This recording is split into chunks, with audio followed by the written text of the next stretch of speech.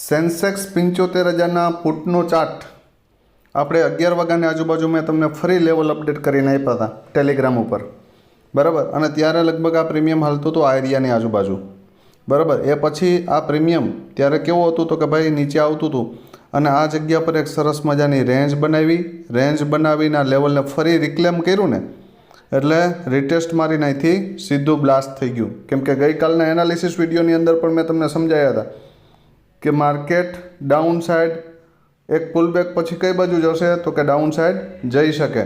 તો એક સરસ મજાની એક બ્લાસ્ટ કેન્ડલ આપી 250ની ઉપર ક્લોઝ કર્યું અને એક પોઝિટિવ કેન્ડલ આપીને અહીંયાથી બ્લાસ્ટ થઈ ગયું સીધું લગભગ 160થી સીધું વન વે 446 અને અહીંયાથી ફરી 341 એ પુલબેક મારી અને સીધું 1005 સુધીના ટાર્ગેટ આપ્યા.